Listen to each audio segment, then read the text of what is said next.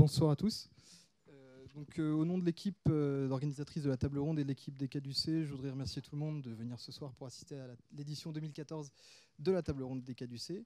Je voudrais aussi remercier bien évidemment nos intervenants qui vont pouvoir participer à ce débat et remercier aussi Monsieur Jala, Monsieur Andréani et Monsieur Bouquet pour nous avoir aidés à trouver ces intervenants prestigieux. Rapidement pour commencer, je vais d'abord laisser la parole à Monsieur Jala pour une présentation rapide de notre master spécialisé. Ensuite, nous aurons une petite intervention de Monsieur Delbar qui va en fait vous définir un peu le principe de la RSE et les grands principes de la RSE. Et ensuite, je laisserai la parole à notre animatrice, Madame Soubrier, qui est présidente du LIR, si je ne me trompe pas, et qui va donc animer cette intervention et ce débat. Donc, bonne table ronde à tous. Merci bien, Jérôme. Donc, je suis Frédéric Jala, je suis le directeur scientifique du programme master spécialisé en management pharmaceutique et des biotechnologies ESCP Europe. C'est assez long. Et donc, monsieur Le Loyal, ce soir, alors je vais être très très bref parce que nos invités ont des choses beaucoup plus intéressantes que moi à dire. Je voulais simplement vous dire que c'était un vrai plaisir de vous accueillir. Je voulais remercier effectivement moi aussi l'ensemble des participants et des orateurs, des spécialistes d'être venus éclairer notre lanterne. Je voulais remercier bien sûr l'association des Caducées et spécialement ce soir en tout cas, le pôle responsable de la table ronde. Et puis, je voulais vous dire que le programme se portait fort bien puisque, en fait, nous sommes leaders depuis 25 ans en France et désormais, comme il y a un classement international, nous sommes dans le top 10 des formations spécifiquement dédiées aux biopharmaceutiques dans le monde. Donc, c'est à la fois un vrai plaisir et un vrai plaisir de vous le faire savoir. En tout cas, je vous souhaite une excellente soirée. Je suis sûr qu'elle sera passionnante. Les enjeux sociétaux de ce secteur sont multiples et complexes. Et j'imagine qu'en sortant, nous serons plus intelligents qu'en rentrant. Merci beaucoup.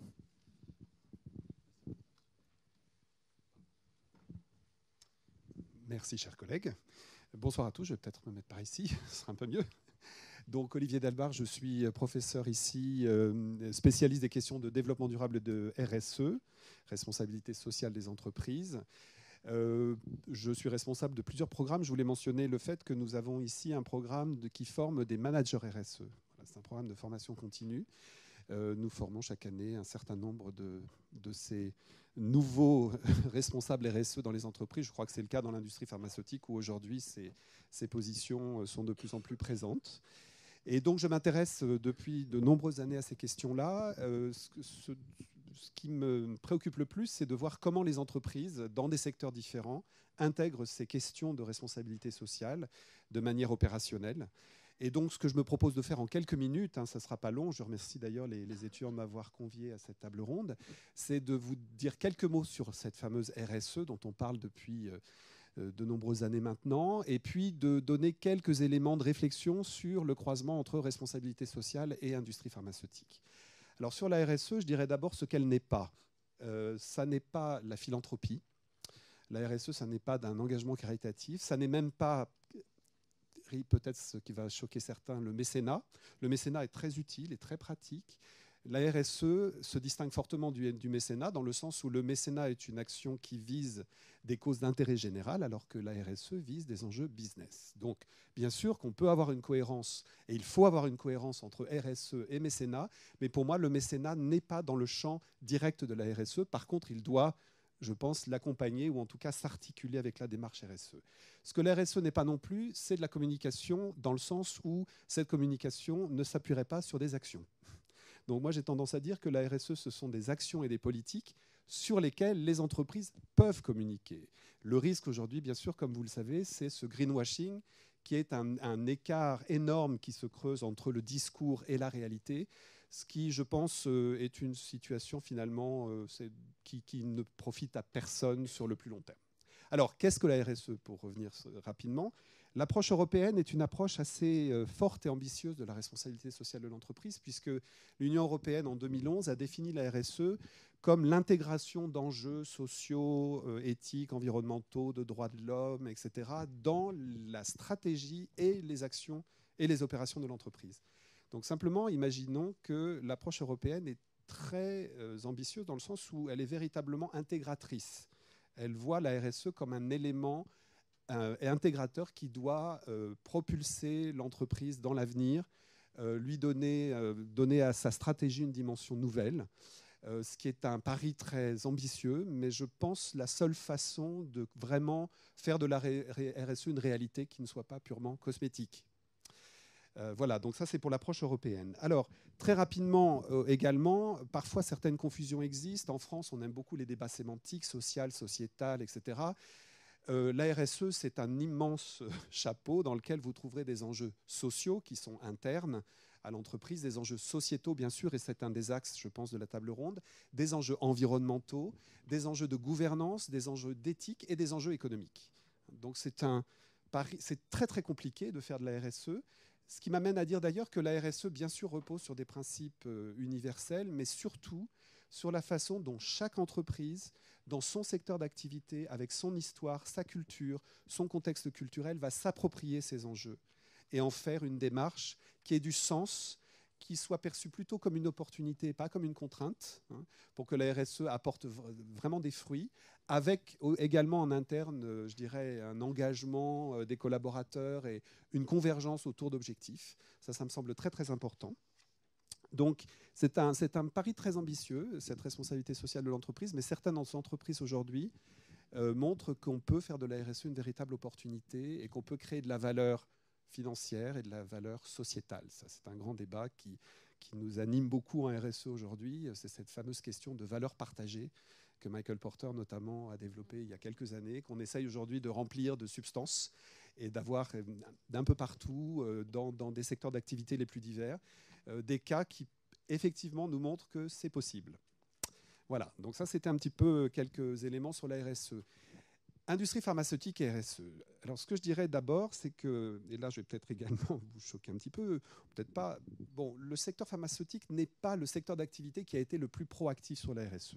Très clairement, il est vrai que des secteurs à fort impact environnemental, dans l'industrie, etc., on se mobilise depuis fort longtemps. J'observe le secteur de l'industrie pharmaceutique depuis un certain temps sur ces questions-là et je vois une réelle prise de conscience depuis quelques années. Je dirais véritablement en quelques années, 2 ou 3 ans, un réel élan qui s'est produit. Alors le LEM a joué un rôle très important sur ces questions-là auparavant, mais je dirais que ce n'est pas le secteur qui a été le plus proactif. Vous savez, l'industrie pharmaceutique, c'est ce secteur où on dit de toute façon, on fabrique des médicaments donc, qui sont bons pour la société. Donc notre mission elle-même, elle est sociétalement positive. Bon, évidemment, mais vous le savez comme moi, l'industrie connaît depuis pas mal de temps des problèmes liés à des questions d'image, de gouvernance. Bon, je ne vais pas entrer dans les détails, mais il est clair que les pressions de la société se font de plus en plus fortes. Donc je dirais qu'actuellement, je pense que le secteur est dans une phase de réaction face aux pressions sociétales qui sont très fortes, face à des scandales, face à des enjeux d'image. Et au-delà de ça, à plus long terme, je pense que la vraie question pour le secteur, pour l'industrie pharmaceutique, c'est une redéfinition du business model traditionnel, qui se voit attaqué aujourd'hui par la mondialisation, les pays émergents, la question des brevets, etc. etc. Donc, penser à la RSE, intégrer une dimension de responsabilité sociale pour l'industrie aujourd'hui, c'est également repenser, ou en tout cas revisiter son business model et réfléchir à ce que sera le business model dans les 10 ou 20 ans qui viennent. Ça me semble très, très important. Ayant dit cela, moi j'identifie 3 axes principaux. Je ne vais pas entrer dans les détails, mais pour moi, si on fait le petit exercice, RSE, industrie pharmaceutique, le premier enjeu pour moi est un enjeu de gouvernance et de transparence. De gouvernance et de transparence notamment vis-à-vis des parties prenantes, qui sont, comme vous le savez, assez nombreuses, assez contradictoires, elles-mêmes d'ailleurs, et les unes avec les autres. Donc ça, c'est une des grandes questions pour moi, vraiment cet enjeu de transparence et de gouvernance. Le deuxième grand enjeu pour moi est l'enjeu sociétal, très clairement. L'industrie pharmaceutique est un acteur sociétal, elle a un rôle à jouer. Bien sûr, la question de l'accès aux médicaments est une question qu'on connaît tous, qu'on connaît bien. Moi, j'ai suivi notamment ce qui s'est fait depuis une dizaine d'années chez certains grands labos pharmaceutiques en Afrique subsaharienne. Il y a des cas très intéressants. Donc l'accès aux médicaments, mais au-delà de l'accès aux médicaments, je dirais dans nos sociétés également, l'efficacité du médicament, vraiment l'acceptabilité sociétale du médicament. Donc ça, je pense que c'est le deuxième enjeu le plus fort. Et puis le troisième, c'est bien sûr l'impact environnemental. La chaîne de valeur de l'industrie pharmaceutique, qui est quand même une branche de l'industrie chimique, contient un certain nombre d'impacts forts. Bon, là, je pense que nous sommes dans un terrain assez classique, dans le sens où beaucoup de secteurs d'activité connaissent ces questions-là. Et puis pour terminer, deux petits éléments peut-être qui seraient des écueils, je pense, à éviter pour l'industrie pharmaceutique en matière de RSE. Le premier, c'est évidemment un écueil qui est assez, je dirais, facile, dans le sens où quand on démarre des démarches de responsabilité sociale, on souhaite communiquer sur ce que l'on fait. La communication est un exercice extrêmement périlleux. C'est un exercice d'ailleurs qui est d'autant plus périlleux dans un secteur comme l'industrie pharmaceutique qui est très réglementée sur ces questions-là. Donc se pose la question de la juste communication. Où trouver le juste équilibre entre technicité, communication d'image, communication sociétale. Donc ça, je crois que c'est un des enjeux très très importants. Avec les risques bien sûr de greenwashing, avec les risques de décalage et donc d'image qui finalement à plus long terme ne bénéficiera pas forcément de cette communication. Donc ça, c'est un premier enjeu, un premier écueil. Puis le deuxième écueil, à mon sens, c'est peut-être plutôt une démarche qui ferait de la RSE quelques indicateurs de plus dans une démarche qualité. Ce qu'on voit assez souvent, c'est un secteur où la culture de la conformité est très forte. Et bien sûr, il est assez tentant et naturel de greffer la RSE à une démarche HSE, HQSE, etc. C'est une démarche nécessaire, mais pas suffisante. Je pense que le risque de cette démarche, c'est que d'abord, vous n'ayez pas le soutien des collaborateurs en interne, qu'il n'y ait pas de dynamique qui se mette en route et que finalement la stratégie n'intègre pas la RSE et que la RSE finalement entre dans quelques cases, quelques indicateurs qui seront plus ou moins bien monitorés, etc. Voilà, donc pour terminer, mon message, et c'est le message qu'on passe aux étudiants, c'est que la responsabilité sociale de l'entreprise ne doit pas être perçue comme une contrainte. Ça doit être une opportunité, mais à chaque entreprise d'identifier le type d'opportunité que ça peut être, avec des enjeux, je pense, très, très, très forts dans l'industrie pharmaceutique et beaucoup de bonnes choses et de belles choses qui se font déjà. Et je pense, dans les années à venir, c'est un secteur qui va intégrer ces questions-là de plus en plus. Voilà, je vous remercie. Eh bien, merci beaucoup à M. Delbar de nous avoir si bien défini la responsabilité sociale des entreprises et de nous avoir donné quelques pistes pour ce débat qui s'annonce animé. Alors, mon rôle, donc, je m'appelle Agnès Soubrier, je corrige parce que je ne suis pas présidente du LIR, je suis simplement la personne qui anime toutes les activités de cette association qui est un think tank dédié à l'innovation santé. Voilà, ceci étant dit, donc, je voudrais, au nom des 4 intervenants et de moi-même, donc, remercier le SCP et l'association des Caducées de nous avoir si bien accueillis pour ce débat sur la RSE. Et puis vous donner un petit peu les codes et donc les règles du jeu de ce débat. Donc on va commencer par avoir une présentation des différents représentants qui sont autour de nous. Ensuite, on répondra à 3 questions. Et puis ensuite, et c'est sans doute le plus important, c'est d'avoir un débat avec vous. Voilà. Tout ça nous emmènera dans à peu près 90 minutes plus tard. Donc on va essayer de ne pas utiliser d'acronymes, de respecter des propos courts, et vous ferez aussi la même chose, je pense, dans la formulation de vos questions. Alors, sont autour de nous Patrick Desbiens, qui est président de GSK France. Bonsoir Patrick. Bonsoir. Yannick Sabatin, qui est directrice générale de Publicis Healthcare Consulting. Bonsoir Yannick, que je connais bien. Gérard Raymond, qui est secrétaire général et ancien président de l'Association française des diabétiques. Didier Terrol, qui est Corporate Social Responsibility Excellence dans cette grande maison qui est Sanofi. Et enfin, Delphine Karoff, qui est responsable de la responsabilité sociale des entreprises au sein de la fédération d'ULEM. Voilà. Donc, je propose de commencer par vous, Delphine. Et donc, je propose que vous nous disiez en quelques mots le rôle que vous occupez au sein d'ULEM, votre implication et votre vision de la responsabilité sociale des entreprises. Merci beaucoup. Donc Delphine Karoff, moi je m'occupe effectivement du pôle responsabilité sociétale. Alors je sais qu'on a un débat sémantique, mais chez nous au LEM on appelle ça sociétal parce qu'on estime que la partie sociétale est plus importante et décrit mieux à la fois le social et le sociétal. Mais bon, je vais utiliser RSE, comme ça on n'aura pas de débat sémantique. Le LEM, c'est la fédération patronale de l'industrie pharmaceutique, regroupant 270 entreprises, de la plus grosse qui est à côté de moi à la plus petite, qui peuvent être des biotechnologies, des entreprises de biotechnologie très petites. Donc une grande hétérogénéité de nos entreprises qui sont membres, et donc ça a un impact sur le propos que je vais vous tenir. Alors, pour notre fédération, la responsabilité sociétale, ça a commencé en 2006. Donc ça fait quand même quelques années que le LEM s'intéresse effectivement à la responsabilité sociétale.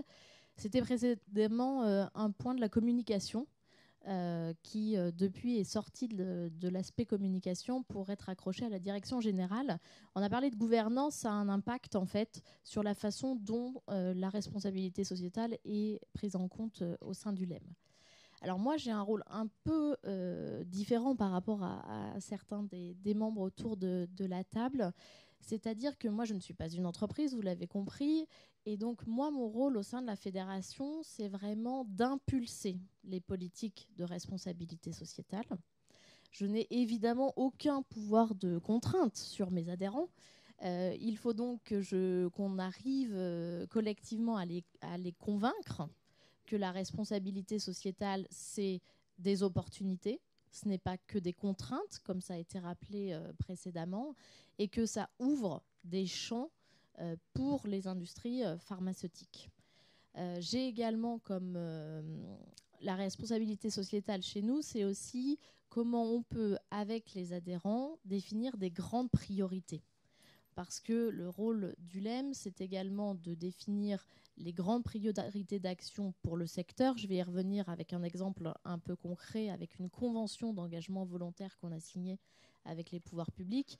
Mais c'est dans l'ensemble des enjeux qui sont de responsabilité sociétale pour les entreprises du médicament. Qu'est-ce qu'on choisit ? Parce que, bien sûr, les entreprises ne sont pas en capacité de tous les traiter, du moins tous en même temps.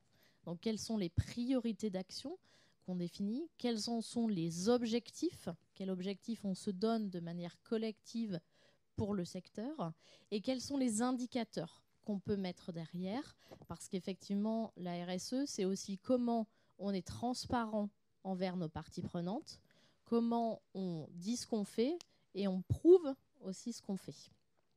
Et puis, notre rôle aussi au sein du LEM, c'est de les accompagner, ces entreprises pharmaceutiques, dans ce chemin de la RSE. Ça peut être en créant des outils, ça peut être en assurant un rôle de conseil, mais aussi en faisant remonter les bonnes pratiques. On a la chance d'avoir beaucoup d'adhérents au LEM qui font énormément de choses sur la responsabilité sociétale et depuis des années. Et on essaye, si vous voulez, d'être un peu le réceptacle de pratiques inspirantes qui permettent à chacun de pouvoir développer ses propres pratiques et sa propre culture. Alors, si je peux donner un exemple concret de la RSE au sein du LEM, c'est donc cette convention dont je viens de vous parler. En fait, on a décidé dès 2009 de contractualiser avec les pouvoirs publics nos engagements de responsabilité sociétale. C'était la grande époque du Grenelle de l'environnement. L'ensemble des entreprises et des fédérations ont été invitées à participer à ce mouvement du Grenelle et le secteur et ses adhérents ont décidé de faire un contrat, une convention d'engagement dans le cadre du Grenelle de l'environnement avec nos ministères de tutelle, donc le ministère de la Santé, ça c'est assez classique, et avec le ministère du Développement durable. Donc c'était une convention d'engagement qui s'est terminée en 2011. Donc la première était 2009-2011. Et on a décidé collectivement, bien sûr, le on est toujours l'ensemble des entreprises adhérentes, de continuer sur cette lancée et de contractualiser de nouveau avec les ministères pour la période 2012-2014. Donc on a 5 programmes d'action que je vais vous citer brièvement. Mais le premier, c'est effectivement la mise en place d'une gouvernance RSE au sein des entreprises du médicament. Comment les entreprises par exemple, mettre en place des postes de coordinateurs RSE, comment les instances décisionnelles des entreprises sont en capacité de s'interroger sur les sujets RSE. On a un volet qui est d'encourager la diversité et l'amélioration continue des conditions de travail. J'entends là par diversité l'employabilité des jeunes, des seniors, les politiques de handicap, par exemple. On a un programme d'action qui est tout au long du cycle de vie du médicament et comment on peut limiter les impacts environnementaux. Donc là, on a des sujets carbone, d'éco-conception, de déchets, de résidus de médicaments dans l'eau, donc un vaste sujet.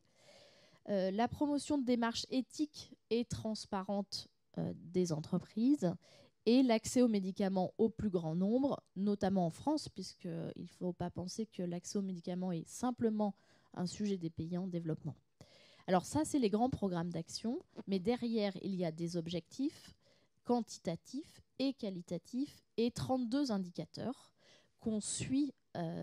Et je sais que c'est un lourd travail de la part de mes entreprises d'avoir la gentillesse de remonter ces indicateurs qu'on agrège et qu'on publie dans le rapport RSE d'ULEM annuellement, parce que c'est aussi ça la RSE, c'est de montrer qu'on fait des progrès, mais aussi qu'on a des sujets sur lesquels on a un peu plus de mal à avancer.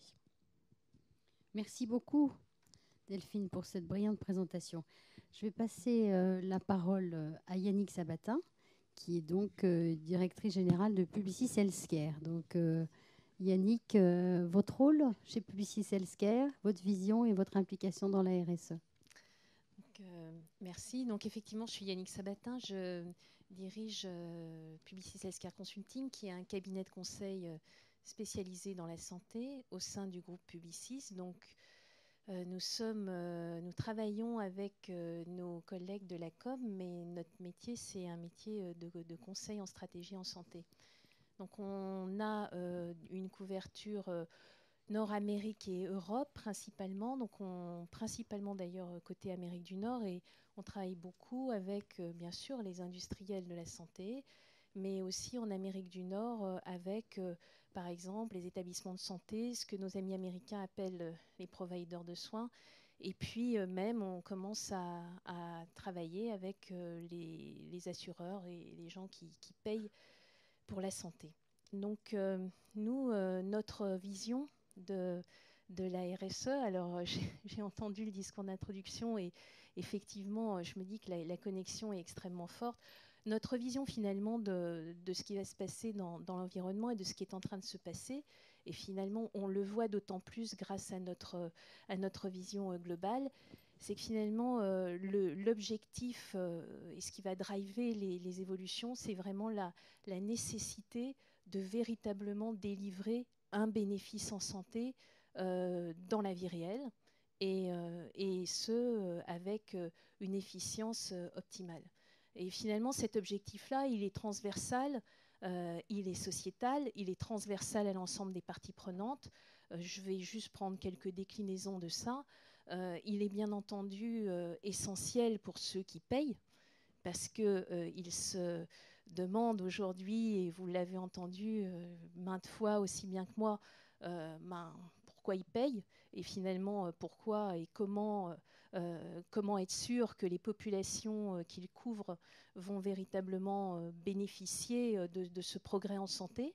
Et ça, c'est une question qui est récurrente. Cette question, elle est récurrente. La particularité aujourd'hui, c'est qu'ils commencent à avoir les moyens et à s'organiser, à pouvoir évaluer. Donc évaluer les stratégies thérapeutiques, comparer les parcours de soins, comparer les prises en charge. Et ça, pour moi, c'est un événement extrêmement important qui est en train de bouleverser complètement le paysage. On voit d'ailleurs des nouveaux acteurs industriels apparaître dans le paysage pour répondre à cette demande des payeurs. Et ça a forcément un impact extrêmement important sur les modèles économiques, notamment des entreprises de santé, parce que nous, on pense vraiment que demain, l'avantage concurrentiel, il va aller se gagner sur ce bénéfice en santé avec une efficience optimale. Et ça, c'est un bouleversement complet des approches. C'est forcément extrêmement connecté à la responsabilité, à la RSE, parce que je ne vais pas me lancer non plus dans le débat sémantique.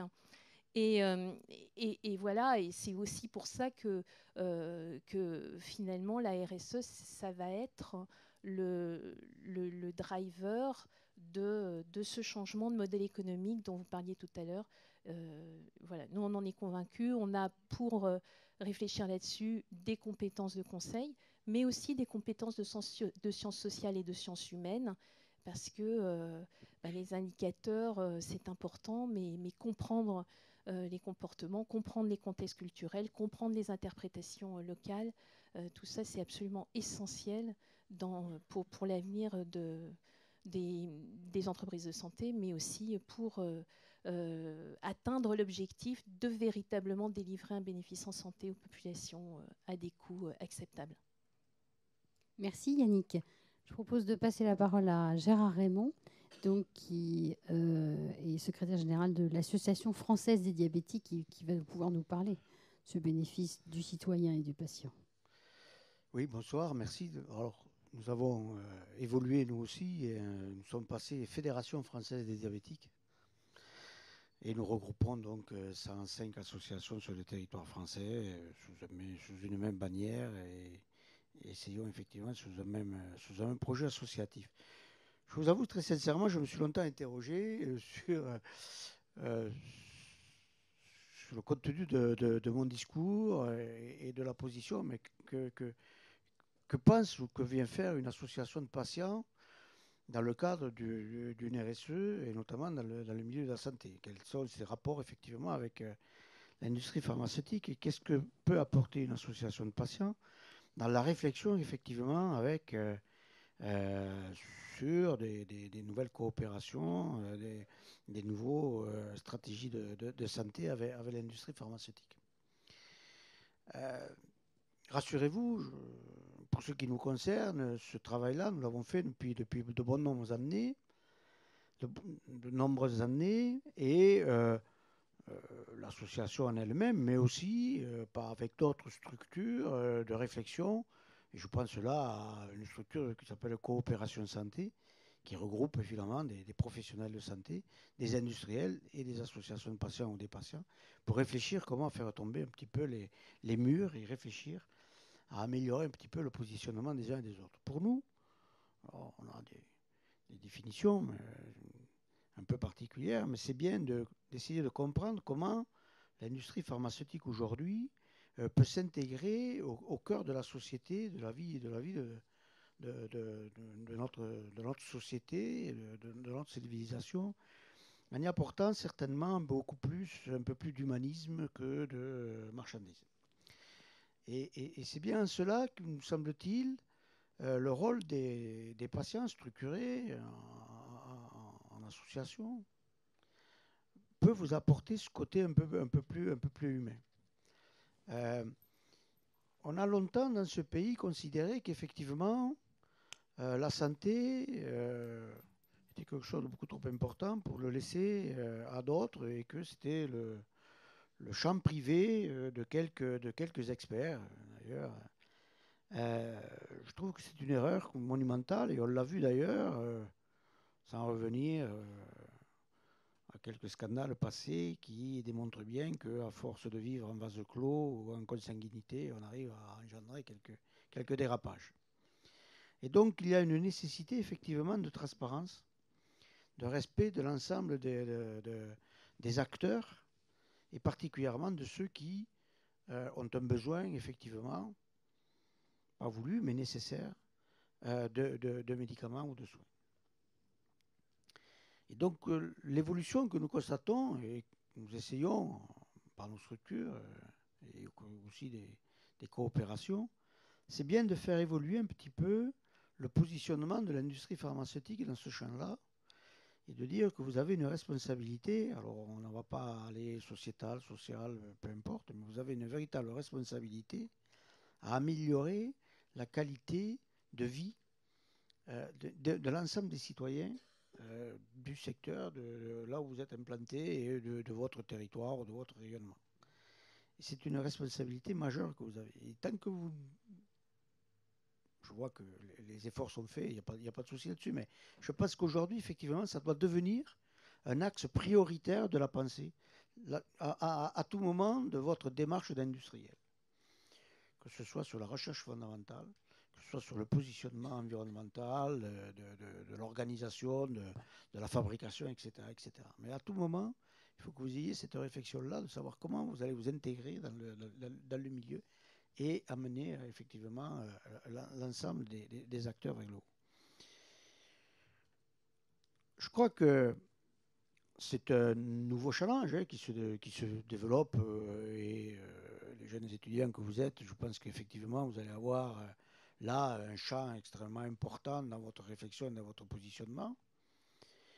Mais, et pour nous aussi d'ailleurs, le milieu associatif, je crois que il est important qu'à tout moment de votre réflexion, vous pensiez à ceux qui vont recevoir le résultat de votre réflexion. Et demandez-leur de temps en temps ce qu'ils en pensent. Et échanger. Je pense que c'est important qu'il y ait en permanence une communication entre l'ensemble des structures de patients et vous, industriels. Je sais que le LEM travaille beaucoup là-dessus avec le CODEM. J'étais, je ne sais plus, hier matin chez vous pour préparer un colloque là-dessus. Mais il n'empêche qu'avec Sanofi, nous faisons partie des parties prenantes dans le cadre d'une réflexion générale. Et c'est important qu'effectivement, nous soyons associés à tout ça. C'est une forme de reconnaissance, mais aussi c'est une forme d'humanisme. Et je crois que cette société aujourd'hui continuera à progresser, à innover, que si elle intègre de l'humanisme dans son innovation. Merci Gérard. Je propose de passer la parole à Patrick Desbiens, qui est donc président de GSK France et qui va pouvoir se présenter son rôle dans la société, son implication, et puis déjà donner un peu quelques éléments de réponse à Gérard. Oui, parfait. Je vais débuter par ça, en fait. Je suis parfaitement d'accord avec vous. Donc, je pense qu'il n'y aura pas de débat sur ce sujet, on pourra développer. Je me présente Patrick Desbiens, donc président de GSK France. Vous avez déjà reconnu mon accent qui vient de l'ouest de la France. Donc, évidemment canadien, président de GSK France depuis 18 mois. Et j'ai eu la chance de servir en tant que président aussi pour GSK en Roumanie avant d'arriver en France. Donc, je ne sais pas si c'est un terrain de formation pour moi, mais j'ai passé par la Roumanie avant d'arriver en France, ce qui me donne aussi une autre perspective sur justement le côté humain des différentes populations, parce qu'on est privilégié en tant que Canadien, en tant que Français, quand on se compare à d'autres populations. Donc, ça fait 18 ans que je suis chez GSK, majorité de ma carrière au Canada. Et je pense que quand on parle de responsabilité sociétale, ça part aussi d'une responsabilité personnelle. Et on a un rôle à jouer personnellement dans cet agenda-là. Et donc, ce n'est pas seulement une question d'organisation, je pense que vous en faisiez allusion. Il faut vraiment que ce soit les collaborateurs qui s'engagent dans cette démarche. Et moi, personnellement, ma mission de vie, c'est de faire une différence. Et c'est de redonner. Et à chaque fois que je prends un mandat, je me pose la question, qu'est-ce que je peux faire pour impacter les gens qui m'entourent, en fait, qui me donnent beaucoup. Donc, je me sens privilégié en tant que personne, en tant que leader. Je suis assis en face de vous. Je suis président d'une organisation en France qui a 4000 collaborateurs, qui a 4 usines, un centre de recherche, le premier labo international évidemment, après les labos locaux qui sont très bien implantés comme Sanofi, mais quand même le premier labo international. Donc, je suis vraiment très privilégié de la position que j'occupe. Je suis privilégié par la vie. Donc, je pose toujours la question, comment je peux faire pour redonner? Et donc, c'est une responsabilité sociétale individuelle. Donc, moi, je l'appellerais RSI au lieu de RSE. Mais ça débute par nous aussi en tant que leader. Et nous, et quand je dis nous, mais c'est vous aussi qui faites partie de cette nouvelle génération de leaders. Vous avez l'opportunité de faire un changement dans la façon dont nos organisations opèrent et se transforment. Donc, c'est un message que je veux vous porter aussi parce que c'est possible de faire une différence quand on occupe des postes divers dans les organisations, de pouvoir faire bouger l'agenda. J'ai eu le privilège, en fait, en Roumanie, même de porter un projet personnel qui était la création de centres de soins palliatifs en Roumanie, qui n'était pas lié à l'agenda corporatif, mais c'est un besoin que j'avais vu dans la communauté, un pays qui est challengé parce que 80% des cas de cancer sont diagnostiqués en phase terminale, très, très peu de structures de soins palliatifs. Alors, j'ai vu l'opportunité avec d'autres leaders d'entreprise qui partageaient la même vision. On s'est rassemblés 12 ensemble. On a débuté, on s'est donné le mandat de lancer un projet pour construire un centre de soins palliatifs. Et après, GSK s'est mis derrière moi pour me soutenir dans ces efforts-là. Mais c'est possible de le faire. Donc ça, c'est un peu moi. C'est ce qui aussi m'accroche vraiment avec l'agenda RSE. Et c'est ce qui fait en sorte que moi, mon rôle dans l'organisation, c'est de m'assurer qu'évidemment, on prend nos responsabilités au sérieux. Et donc, pour moi et pour nous en tant que GSK, et moi, je suis fier de travailler pour GSK parce que je suis complètement en ligne en termes de valeurs avec l'entreprise et en ligne avec la philosophie de responsabilité sociétale. Donc, pour nous, ça découle en fait des valeurs d'entreprise. Donc, nos 4 valeurs fondatrices chez GSK qui sont transparence, respect, intégrité et s'assurer d'être accès patient. Donc, c'est 4 valeurs qui sont fondatrices pour nous. En plus, l'autre aspect, c'est de s'assurer qu'on est en phase avec les attentes de nos parties prenantes. Okay? Les parties prenantes, on parlait dans les parties prenantes, on a évidemment nos actionnaires, donc des propriétaires de l'entreprise, on a la société dans laquelle on travaille, on a les patients. Et donc, il faut s'assurer d'être en phase avec les attentes de la société et de nos parties prenantes. Et c'est ce qui forme en fait les 4 axes RSE chez GSK. Donc, il y a 4 axes importants pour nous. Le premier, c'est de viser l'accès à la santé pour tous. Et donc, je pourrais les détailler plus tard dans les exemples, je ne vais pas être trop long, mais donc, il y a 4 axes. Donc, le premier, c'est de viser l'accès à la santé pour tous qui passe par évidemment un pipeline de produits, qui passe aussi par une politique de prix qui est flexible et qui passe par des programmes de soutien aux initiatives locales qui visent le développement de la santé, tant dans les pays en voie de développement que dans les pays comme la France. Et je pourrais développer sur ce que la Fondation GSK France en fait met de l'avant aussi en France pour se préoccuper de cet enjeu. Le deuxième composante, c'est les pratiques et comportements responsables. Donc, encore une fois, tout l'enjeu de gouvernance qu'on a cité plus tôt, c'est le deuxième axe pour nous en termes de RSE. Transparence, intégrité, respect, donc très, très important pour nous. À titre d'exemple, GSK a mis de l'avant en 2013 une initiative de déclarer et d'afficher tous nos résultats d'études cliniques publiés sur le site d'Internet GSK. Donc, pas seulement les études qui sont publiées dans les grands journaux, mais toutes les études cliniques qui sont conduites chez GSK sont disponibles sur notre site intranet pour consultation. Et on a aussi pris l'engagement de mettre à disposition des chercheurs les bases de données patients de ces études sous une base anonymisée. Donc, pour permettre justement aux chercheurs de pouvoir consulter cette base de données pour des fruits de recherche autres. Okay? Donc, ça, c'est un exemple d'engagement pour nous. Ce n'est pas seulement un énoncé, c'est des gestes concrets qui parfois peuvent aussi choquer nos collaborateurs ou nos compétiteurs parce que quand on prend une démarche comme celle-là, on se met en avant et après, on devient un peu l'exemple qui, à certains moments, peut encourager une démarche positive de d'autres joueurs. Dans d'autres moments, ça peut les choquer également. Donc, il faut aussi apprendre à vivre avec ces conséquences. Troisième axe, qui est l'engagement de nos collaborateurs et nos parties prenantes. Quatrième, qui est la protection de l'environnement, dont on a déjà énoncé. Donc, c'est plus que des engagements, c'est aussi des gestes. On a au niveau global un comité RSE qui est piloté par notre président Monde, qui lui rapporte à chaque 3 mois au comité de direction Monde de GSK sur les activités et les avancements de nos axes RSE. Nous avons un rapport aussi qui est publié à chaque année. Vous pouvez le consulter sur le site de gsk.com.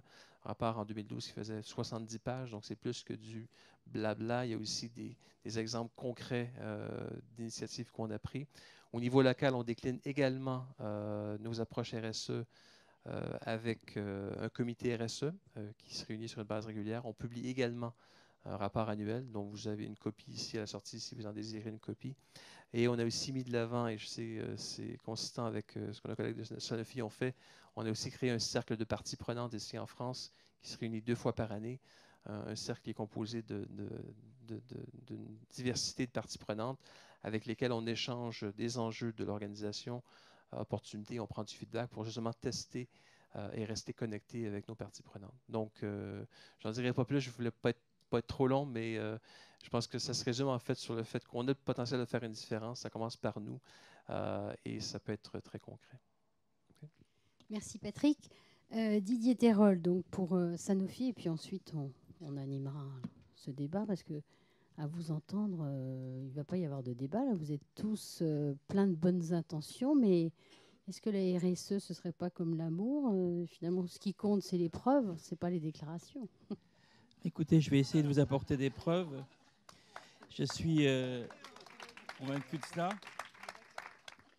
Donc Didier Terrol, moi je suis vice-président RSE Excellence de Sanofi, donc j'occupe une position monde. Et qu'est-ce que c'est que la RSE Excellence chez Sanofi? C'est la cheville ouvrière de la fonction de responsabilité sociale de l'entreprise.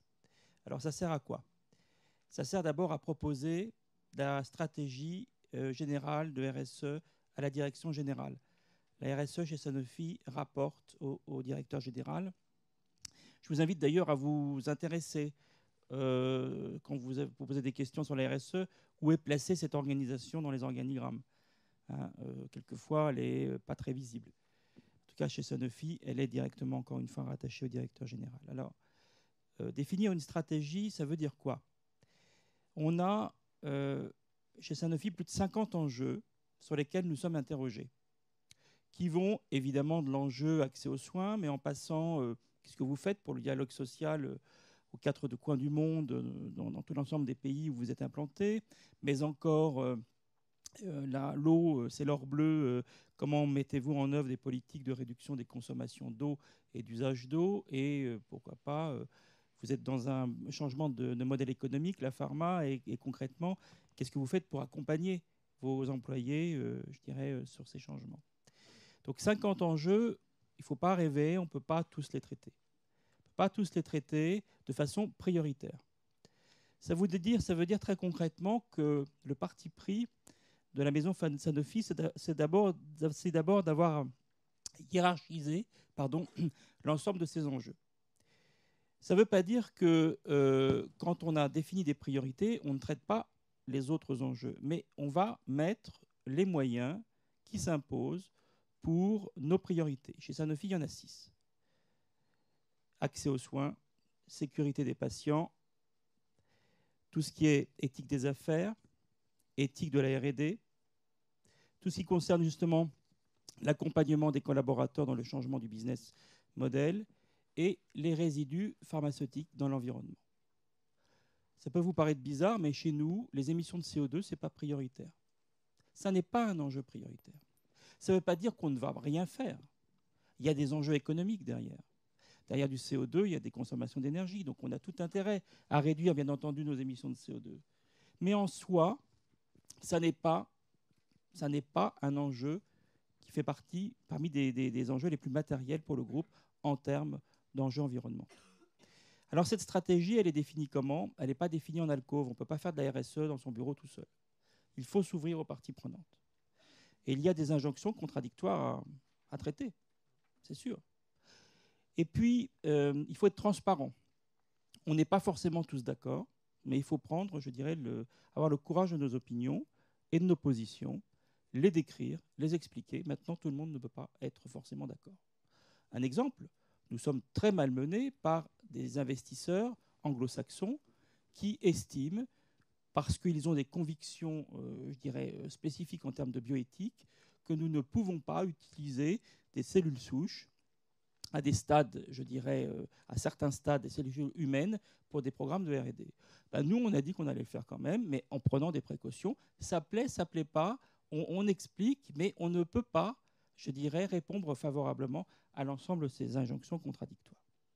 Alors, une fois que la stratégie elle est proposée, elle est endorsée au plus haut niveau, il faut la mettre en œuvre.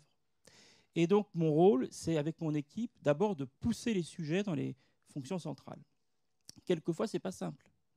Quelquefois, ce n'est pas simple parce qu'il y a des enjeux économiques derrière, parce qu'on n'est pas prêt, parce qu'on ne comprend pas pourquoi est-ce qu'on nous demande ça, on n'a jamais fait comme ça. Donc, l'idée, c'est de pousser les sujets, de définir des objectifs clairs, nets et précis, des indicateurs, et de les piloter. Et de les communiquer à l'externe. C'est aussi de piloter cette mise en œuvre opérationnelle de la RSE dans toutes les composantes de la maison, et y compris dans nos pays, où on est implanté dans plus de 100 pays. Et j'en terminerai là, parce que je pourrais faire beaucoup plus long, mais les 6 priorités définies par le groupe sur les 50 enjeux à traiter.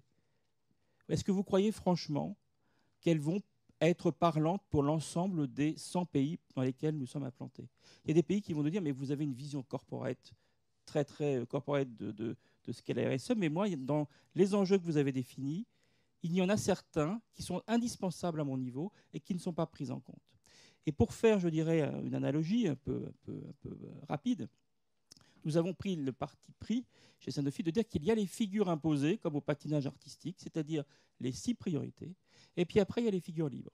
Les figures libres veut dire que nous demandons à nos filiales, justement, de capter par des dispositifs de collaboration et de discussion avec leurs parties prenantes, de capter justement ce que nous, avec notre vision de Paris, nous ne pourrions pas capter au plus près des opérations. Merci beaucoup. Alors, si on se résume, il y a 3 objectifs pour les entreprises: éthique, qualité, sécurité, réduire au minimum l'empreinte écologique et puis soutenir les évolutions sociales. Et tous autant que vous nous dites que vous êtes très impliqués pour agir ensemble au quotidien. Alors, qu'est-ce qui coince? Parce qu'il y a quand même, je ne sais pas ce que vous en pensez, toutes et toutes, mais il y a quand même une asymétrie entre tous les efforts qui sont produits par tous les gens qui sont autour de cette table ronde, et puis finalement la perception du grand public. Alors, j'ai envie de poser la question à Delphine, qui quand même est la chef au LEM de toutes ces responsabilités sociétales. Alors, d'abord, est-ce que c'est la conformité dont a parlé M. Delbar? Est-ce que c'est ça qui coince? Est-ce que finalement c'est de l'affichage et simplement le front de ton fils qui a changé, mais pas le back-office des entreprises? Qu'est-ce qui manque dans ce dispositif pour que finalement la société civile, les citoyens et les patients n'aient pas la perception de cette tout cet humanisme qui porte toutes celles et ceux qui travaillent dans les entreprises de médicaments et dans les entreprises de santé. Aïe. Bon, alors c'est à moi de porter ça. Qu'est-ce qui coince? Je crois que la pharma pâtit de nombreuses années pendant laquelle elle n'a pas communiqué sur ces sujets, elle ne s'est pas positionnée et elle s'est contentée de vendre des boîtes de médicaments. Donc je pense que, si vous voulez, il y a une perception de la pharma qui est encore très proche de ce que je viens de décrire, donc de l'entreprise qui vend uniquement des boîtes de médicaments. Il est très clair qu'il y a énormément d'entreprises qui ont évolué, qui certaines depuis des dizaines d'années font vraiment des choses en RSE. Mais là encore, beaucoup d'entreprises ont été très frileuses à communiquer sur ce qu'elles faisaient. Dans le bon sens, des fois parce qu'elles avaient envie d'abord de mettre en place des choses avant de communiquer, évidemment, mais aussi parce qu'elles sont souvent contraintes par les règles de communication, notamment en France, qui s'imposent à la pharma. Donc je pense qu'il y a l'historique qui fait que la perception est encore très prégnante, le fait que les entreprises communiquent peu. Moi, j'ai beaucoup de mal à les inviter à communiquer sur ce qu'elles font de bien, sur leurs bonnes pratiques, etc. Et puis, il y a aussi, il faut le dire, je crois ici, il y a quand même un manque d'appropriation des sujets RSE dans l'ensemble des niveaux de la société. C'est-à-dire qu'il y a des patrons convaincus, vous en avez quelques-uns autour de la table, il y a des gens convaincus sur la RSE, mais il faut que ça infuse, il faut que ça se distille, et il faut que ça devienne quelque chose d'un peu naturel. Et le médicament et la RSE, c'est pas complètement naturel. C'est pas ce qui vient tout de suite. Patrick, sur cette notion de transparence, justement. Oui, juste brièvement, parce que je rebondis un peu sur vos propos. Je pense qu'en termes de communication, pour moi, c'est pas que de la com. Donc, je suis d'accord, on pourrait faire plus en termes de communication, mais je pense qu'il faut vraiment, tenir le miroir en face de nous. Hein? C'est-à-dire, est-ce qu'on a vraiment tout fait? Est-ce qu'on est cohérent avec le discours qu'on tient? Hein? Et se challenger au quotidien et se faire challenger par nos parties prenantes. Hein? Est-ce que le patient est vraiment au cœur de toutes nos décisions? Hein? C'est notre valeur. Est-ce que c'est vraiment au cœur de toutes nos décisions? Il faut se challenger au quotidien. Donc ça, je pense que c'est une forme d'hygiène, d'organisation. Et deux, pour moi, ce qui est important, c'est que nos comportements communiquent d'eux-mêmes. Donc moi, je nous verrais mal, par exemple, communiquer, prendre de la pub dans les journaux sur ce type de démarche. Pour moi, c'est plus de, comme on dit en anglais, get caught doing good things. Donc se faire prendre, en fait, en train de faire des bonnes choses, plutôt que de communiquer pour s'exposer alors qu'on a encore des choses qu'on doit régler. Gérard, qu'est-ce que vous pensez de ces deux commentaires, vous qui êtes utilisateur? Je l'évoquais tout à l'heure dans mon premier propos. Je pense qu'on a quand même aussi une histoire qui fait qu'il y a un besoin d'éthique et de déontologie dans les entreprises du médicament. Je pense que effectivement, dans notre société, c'est une nouvelle démarche émergente et on ne sait bien que progresser dans ce pays que de crise en crise. Donc, il nous faut quelques crises pour pouvoir progresser. Donc, on ne va pas se le cacher ici, l'industrie du médicament vient de subir quelques crises, et les patients aussi, d'ailleurs, qui en ont subi, et qui font qu'effectivement, aujourd'hui, il y a quand même une forte mobilisation de l'ensemble des entrepreneurs, mais aussi de l'ensemble des consommateurs, mais de l'ensemble des acteurs, parce que plus jamais ça, de la transparence, de l'éthique, du respect, et essayons de faire les choses bien. Et donc, voilà pourquoi. Parce qu'on n'est pas en avance par rapport à d'autres pays et qu'il a fallu attendre quelques crises pour le faire. Et qu'effectivement, les représentations des patients ou de certains médias, elles sont ce qu'elles sont. Il faut après remonter la pente, faire preuve de beaucoup de communication, beaucoup d'humilité, pour pouvoir arriver effectivement à retrouver cette confiance-là. Et je l'ai dit, cette confiance-là ne sera que si effectivement chacun fait un gros effort, et on ne pourra progresser que si cette confiance-là revient. Mais il y a encore un peu de chemin à faire. Vous avez parlé, Gérard, d'échange et d'écoute. Est-ce que vous pensez que l'industrie pharmaceutique est trop repliée sur elle-même et qu'elle ne prend pas assez en compte justement bottom-up, de manière pour remonter les attentes? Et vous aviez parlé d'échange tout à l'heure. Qu'est-ce que vous vouliez dire là-dessous? Oui, on y travaille. Alors, effectivement, c'est le verre à moitié plein ou à moitié vide. Tout dépend de quel côté on se met. Mais on commence à y travailler. Prenez un exemple au sein de la Fédération française des diabétiques. Prenons l'exemple du diabète. Est-ce que vous pouvez nous citer un exemple sur lesquels les intentions étaient bonnes et sur lesquels vous pensez que justement ce mouvement d'aller-retour, d'écouter les patients et d'écouter la société civile n'aurait pas été bon? J'ai deux exemples. J'en ai un sur quelques essais cliniques aujourd'hui, qu'on découvre qu'effectivement il y a quelques entreprises industrielles qui mènent des essais cliniques sur le diabète. L'association, la fédération qui regroupe l'ensemble des 3,5 millions de patients n'est même pas au courant. Voilà. On ne savait pas. On ne sait pas. Donc je trouve que déjà là, il y a un manque de communication, un manque de confiance. C'est une première chose. La deuxième chose, c'est que on voit bien aujourd'hui se développer, grâce aux nouveaux vecteurs de communication, c'est pas une volonté, mais un effort de communiquer vers les patients, d'avoir des poules de patients pour avoir des réflexions, etc., en utilisant que ce soit les applications smartphone. Et là, on a vu aussi quelques industriels s'engager sur comment éduquer, accompagner les patients avec des applications smartphone. Et bien, ils sont venus nous voir une fois que tout cela a été fait.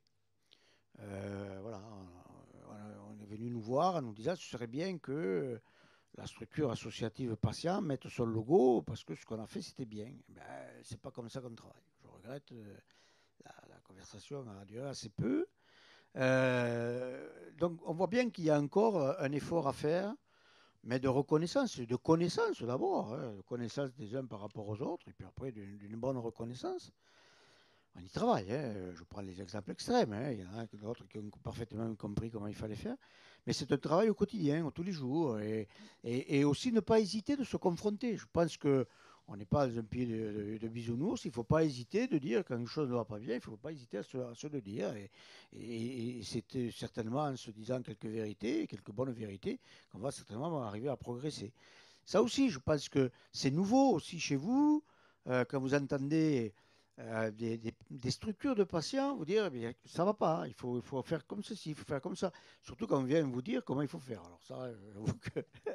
Alors écoutez, est-ce qu'on peut donner la parole c'est un peu à... comme ça qu'il faut. Je voudrais faire réagir Yannick Sabatin, justement, qui nous a beaucoup parlé du bénéfice pour le patient. Alors, continuons sur cet exemple. Effectivement, il y a des tas de services qui vont accompagner l'efficience de la dépense. Ça, c'est un vrai enjeu de responsabilité sociétale. Ouais. Faire en sorte que tous les acteurs de la chaîne de soins se tournent dans un même sens, c'est-à-dire l'efficience de la dépense. Mais là, visiblement, c'est juste... qu'est-ce que vous pensez de l'exemple de Gérard Raymond avec les applications iPhone ? Je ne me permettrai pas de faire de commentaires particuliers parce qu'effectivement, je crois que vous êtes beaucoup mieux placé que moi pour porter la voix des patients et des associations de patients et des relations avec l'industrie. Moi, d'un point de vue extérieur, nous, ce qu'on voit effectivement, c'est un peu ce que vous décrivez, monsieur, c'est-à-dire qu'il y a à la fois la volonté affichée de communiquer davantage, d'impliquer davantage les différentes parties prenantes, et puis, malgré tout, un modèle qui est encore pas très adapté à ça. Finalement, un modèle qui est construit sur des choses plus anciennes, qui est très séquentiel, très en silo, chacun son interlocuteur privilégié. Et on voit bien que notre monde actuel, c'est pas ça. C'est beaucoup plus compliqué, c'est des choses qui sont complexes, qui sont systémiques. Et autant, je crois, vous avez raison, moi, tous les gens que je croise dans cette industrie sont des gens qui ont une fierté d'appartenance qui est extrêmement frappante à cette industrie, parce que ils ne vendent pas du Coca-Cola, ils vendent des médicaments, et qu'ils sont très fiers de ça, la plupart d'entre eux. Donc, pris individuellement, je crois qu'il n'y a absolument pas de débat là-dessus. Maintenant, les organisations, les processus de décision, la centralisation, vous parliez de comprendre ce qui se passait localement. C'est un modèle qui est extrêmement centralisé. On comprend pourquoi, bien sûr, ce modèle-là a été construit. Et qui est extrêmement centralisé, qui est à nouveau très très séquentiel, qui a peu l'habitude d'intégrer les points de vue des parties prenantes.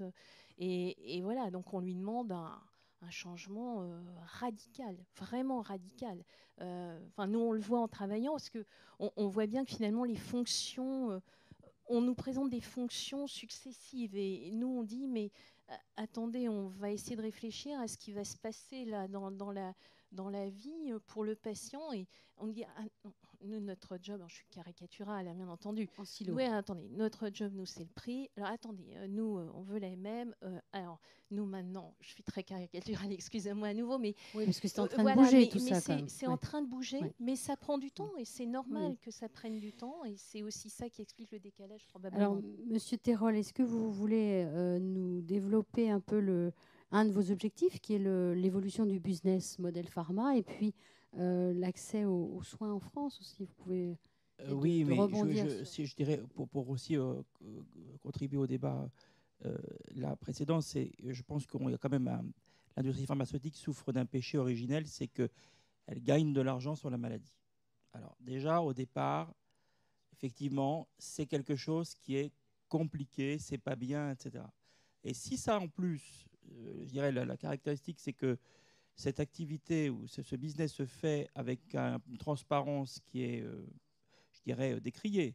On n'a pas été une entreprise, je dirais, très connue pendant des années sur une transparence très affirmée. Qui, au-delà de ça, se réfugie aussi, et s'est longtemps réfugié derrière la problématique de la conformité. On l'a évoqué. On se disait, mais c'est déjà tellement compliqué d'arriver à avoir des processus conformes que vous n'allez pas m'en rajouter une couche, à expliquer pourquoi je le fais, comment je le fais, à rendre des comptes. Et moi, je suis désolé, la pharma, elle n'est pas plus dans un modèle de conformité que l'aéronautique. Hein, je veux dire, et pour autant, l'aéronautique me semble être peut-être avoir pris, je dirais, de l'avance sur la problématique de transparence. Bon.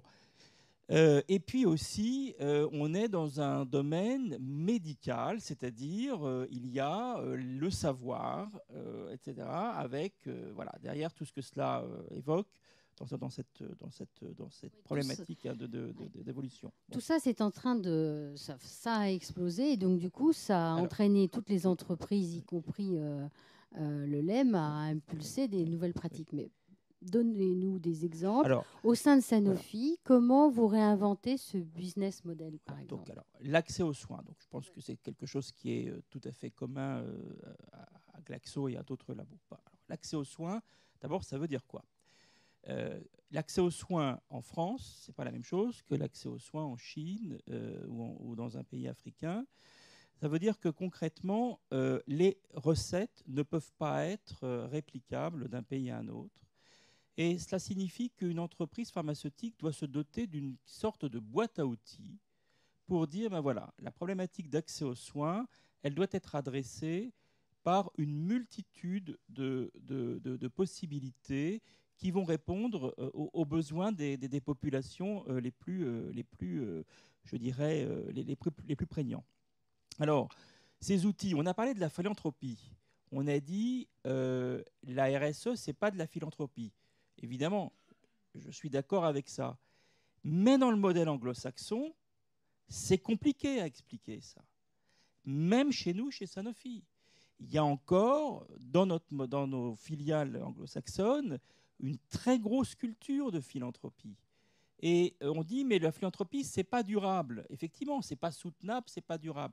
Mais pour autant, il faut aussi expliquer, dans un groupe international, et quand on est avec nos collègues américains, pour ne pas les nommer, que l'accès aux soins en donnant des boîtes, c'est bien, c'est sûr que ça répond à un besoin, mais ça n'est pas soutenable.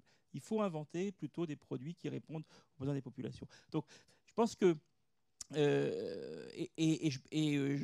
veux dire, si je dois vous donner un chiffre, alors là, on a les chiffres qui viennent de sortir. Je veux dire, les programmes d'accès aux soins, c'est quoi? Quelques mots. D'abord, est-ce que le produit existe? Est-ce que le labo fait des efforts de recherche dans des pathologies négligées? Parce que très souvent aussi, des confrères ont dit, moi, comprenez, c'est un marché de niche, en plus, ils ne sont pas solvables, donc je n'ai pas envie. Bon. On a une responsabilité. Et chez Sanofi, dans des pathologies négligées, on a une expertise, on a une expérience, on ne pourrait pas comprendre que l'on n'investisse pas dans ces pathologies que sont la maladie du sommeil, le paludisme ou la malaria, c'est la même chose, ou bien la leishmaniose. Donc on a véritablement ici une volonté très forte d'investir et de proposer des produits, vous savez, dans le modèle bottom of the pyramid, qui dit, ben voilà, globalement, je fais ou du no profit no loss, parce que même si je fais du no profit no loss, je prépare les marchés demain, je suis un acteur connu et reconnu sur le marché, et dès que le pays sera dans un processus de développement et de croissance, je serai là. Je serai sur les starting blocks pour aussi vendre mes solutions de santé aux populations qui sont plus solvables. C'est ça aussi la RSE. Donc je fais des produits qui répondent à ces besoins des populations non solvables, parce que je sais qu'un pays n'a pas vocation à rester, je dirais, dans un processus de développement ad vitam aeternam. C'est aussi une fondation. Je veux dire, il y a des urgences humanitaires dans le monde entier pour lesquelles on est sollicité via le système TULIP, notamment qui existe en France. On ne peut pas leur dire, écoutez, moi je ne fais pas de philanthropie, je ne donne pas de boîte. Non, on est aussi sollicité par cela. Et puis, c'est aussi de proposer des services nouveaux qui sont sous un aspect de soins intégrés, ce qu'on appelle le capability building. Je ne veux pas monopoliser la discussion, mais je vais vous donner un exemple. Nous avons en Inde des produits dans la lutte contre l'épilepsie qui sont des produits qui ne coûtent rien du tout, qui sont disponibles sur le marché et qui, pour autant, les patients ne sont pas traités. Pourquoi ? Parce que les professionnels de santé ne sont pas formés à l'utilisation de ces produits et même voire même au diagnostic. Notre rôle et notre responsabilité, c'est d'apporter justement notre contribution. Après, l'État peut dire, moi, je ne veux pas que vous vous en mêliez, c'est autre chose. Mais comment je peux accroître la connaissance des professionnels de santé pour qu'ils fassent le diagnostic et qu'ils puissent prendre en charge de façon efficace les patients pour un produit. Pour le coup, il n'y a pas de problème de prix, il existe, mais il n'est pas utilisé, voire mal utilisé. Patrick, merci beaucoup. J'aimerais t'entendre parler de l'offre de soins globale, justement, puisque est-ce que tu penses que les pouvoirs publics n'ouvrent pas suffisamment leurs portes à cette chaîne vertueuse qui serait additionnée de collaboration publique-privée en tout genre, on va dire. On fait allusion au parcours de santé, c'est ça? Oui. Donc, je pense que sur le parcours de santé, on peut en fait travailler davantage sur l'amélioration du parcours de santé pour viser une meilleure utilisation du médicament et plus d'efficacité, d'efficience pour le système. Mais là, il y a toute une question de légitimité. Ça fait partie du débat qu'on a aussi avec nos cercles, avec des parties prenantes, parce qu'on est assez divisé sur le sujet. Est-ce qu'un labo pharma est légitime pour aller au-delà du rôle de chercheur, développeur, fabricant, commercialisation d'un produit? Donc ça, c'est aussi à débat. Donc, pour nous, pour GSK, c'est important de s'assurer qu'on fasse bien notre travail sur les fondamentaux. Donc, avant même de commencer à s'avancer sur d'autres offres plus générales, il faut s'assurer qu'on fait très, très bien la base de ce qu'on doit faire, en fait. Et je pense qu'on a encore une marge de progrès à faire, donc on y travaille sur tous les aspects de meilleure utilisation du médicament, transparence, et ainsi de suite. Mais après, je pense que lorsqu'on parle du bon usage du médicament, dans le parcours de santé, je pense qu'on a un rôle et une légitimité pour bien accompagner le système de santé, pour s'assurer qu'on puisse ensemble détecter comment on peut améliorer soit la prévention, soit la prise en charge ou la consommation du médicament, parce qu'il y a un mauvais usage et il y a une sous-utilisation dans certains cas. Donc, on doit s'assurer de bien travailler le système pour corriger. Là-dessus, il faut dire les choses clairement, c'est-à-dire que d'abord, effectivement, ça a été longtemps vivons heureux, pour vivre heureux, vivons cachés. Et puis ensuite, il y a eu quelques crises sanitaires qui nous ont fait faire quelques pas en arrière. Là, on est à la croisée des chemins parce que les ressources sont de plus en plus contraintes et qu'il faut pouvoir s'assurer de la performance de la dépense. Mais qu'est-ce que tu as envie de dire au pouvoir public pour qu'on nous laisse une juste place et qu'on regagne cette légitimité qui, en fait, on n'a pas perdu, mais si j'entends bien, tu veux une place et ta juste place. Mais qu'est-ce qui ferait qu'on pourrait la regagner aujourd'hui? Et je pourrais poser la question à Gérard aussi. Je pense qu'il faut s'assurer qu'on puisse travailler ensemble, toutes les parties prenantes, incluant les membres, les joueurs du système de santé. Je pense qu'on n'a pas encore cette ouverture ici en France. Si je me projette en arrière au niveau du Canada, on a eu l'opportunité au Canada de mettre en place une 50aine de projets de partenariat privé-public entre GSK et les régies régionales de santé, où on travaillait avec l'ARS, on travaillait avec le centre hospitalier, on prenait une photo en fait de l'état de la prise en charge d'une maladie quelconque. Bon, c'est clair que c'était aligné avec nos champs d'intérêt. Donc, il fallait aussi être transparent sur ce qu'on avait à gagner de cette démarche. Mais sur tous les projets, en fait, on réussissait, après 3 ans, à démontrer un impact positif pour le patient et pour le système de santé. Et à corriger aussi une mauvaise utilisation de notre propre médicament ou de nos propres médicaments, parce que ce n'était pas porté sur le produit en tant que tel, mais sur, par exemple, la meilleure prise en charge du patient atteint de BPCO. Donc, on a réussi à démontrer et c'est documenté des réductions de 30% de visites à l'urgence, 20 à 30% d'hospitalisation. Mais encore faut-il qu'on puisse s'asseoir ensemble, discuter, se faire confiance, être transparent sur ce qu'on a à gagner et ce qu'on a à apporter, et après contractualiser le tout pour pouvoir y travailler. Mais je pense qu'il faut aussi rester humble et il faut rester propre sur notre propre légitimité dans cette démarche. Il ne faut pas prétendre de vouloir tout faire, parce qu'après les gens se disent non, vous n'êtes pas légitime dans ce domaine-là. Et je pense que c'est vrai. Et je pense que juste un mot qu'on n'a peut-être pas mentionné, mais vous l'avez mentionné un peu tout à l'heure sur sur le fait que le médicament en fait consomme, on fait du profit avec le médicament. Je pense que l'autre aspect qui est important à se rappeler ici en France et dans plusieurs pays du monde, c'est que le médicament en grande partie il est payé par nos taxes locales. Donc 72% des médicaments remboursés en France en fait sont payés par nous tous et je m'inclus parce que je paye les taxes en France. Mais je ne m'aventurerai pas sur ce sujet parce que c'est un autre débat, je pense, sur la question de fiscalité et taxes en France. Mais c'est nos taxes, en fait, qui remboursent une grande partie du médicament. Donc, on est tous responsables aussi de son mode d'utilisation et de cette performance dans le système. Gérard, tu veux... Il faut se rappeler quand même qu'il y a 3 ans, nous étions dans les assises du médicament. Et que certains groupes étaient vraiment des assises. Hein. Donc, il y avait un tribunal et un accusé. Et donc, c'est tout juste il y a 3 ans. Donc, forcément, aujourd'hui, il faut regagner cette confiance-là. Je pense que cette démarche va prendre du temps, mais notamment sur cette... on nous parle d'une nouvelle stratégie nationale de santé et sur ce fameux parcours plutôt de santé du patient que de soins, mais le parcours de santé. Quel rôle les industriels peuvent-ils jouer aujourd'hui dans cette affaire-là? Je pense que vous gardez toujours une main sur le médicament et la prescription du médicament. Comment former les professionnels de santé, les prescripteurs, à bien prescrire le médicament en connaissant les avantages, les inconvénients, les effets secondaires, etc. Sauf que cette formation-là, eh bien, il faut la faire dans la plus totale des transparences. Il faut que ce soit fait d'une façon transparente.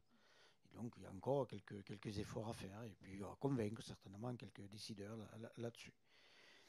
Je pense que n'essayez pas de tout faire en disant nous on sait tout faire, on veut tout faire. Hein. Je pense que c'est pas ça, mais voilà.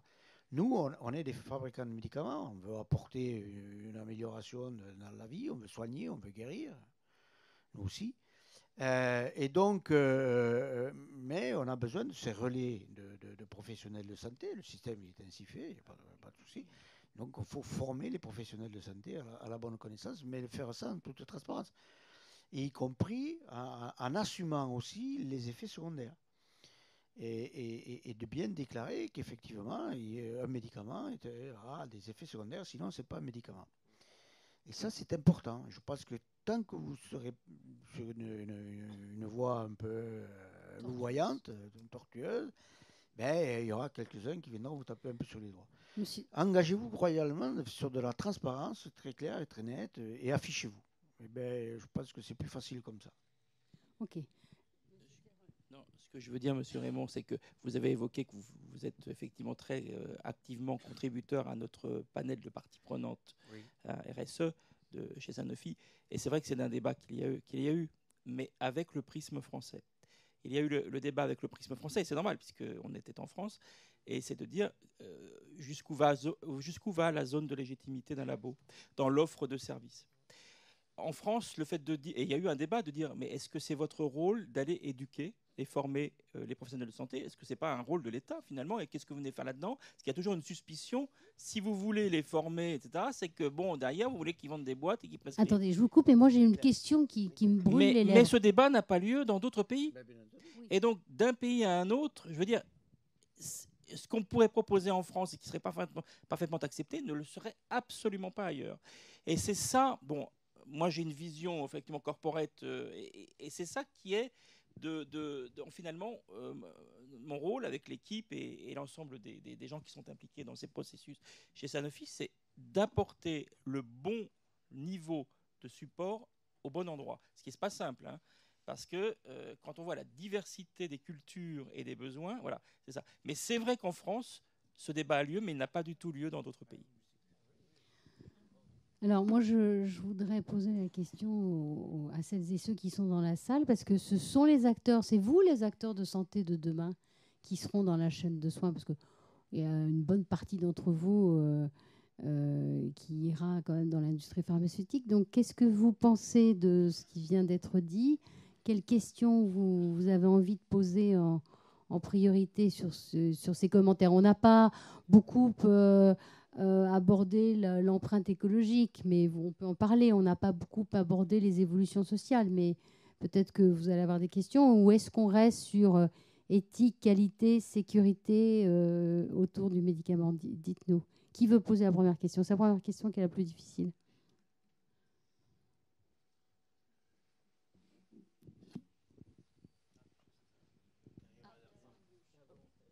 Alors, pour la bonne tenue de ces questions, dites-nous votre nom, votre prénom. Bonjour, je suis Fabrice Ruggeri. Je vais parler un petit peu en connaissance de cause. Je vais avoir deux questions pour vous. La première concerne les problématiques RSE enfin, il n'y a pas de débat là-dessus, ça touche toutes les strates de l'entreprise. Et on voit que de nombreuses multinationales, je parle en connaissance de cause, sont de plus en plus organisées en silos avec des reportings directs à l'Europe ou au global. Et finalement, ce que Madame Sabatin a dit tout à l'heure, les caricatures, moi c'est le prix qui m'intéresse. Finalement, on retrouve beaucoup ça dans les laboratoires.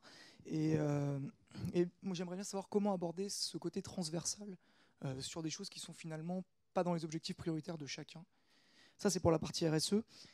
Pardon. Et pour la partie innovation et offre de soins globale, moi j'ai une question assez globale, assez générale aussi, c'est comment innover quand on connaît d'avance les restrictions des payeurs en termes aussi bien de financement, on voit les ONDAM à 1%, 2%, les produits à l'hôpital qui sont limités à 2%, quand c'est prescrit à l'hôpital et délivré en ville, c'est 5%.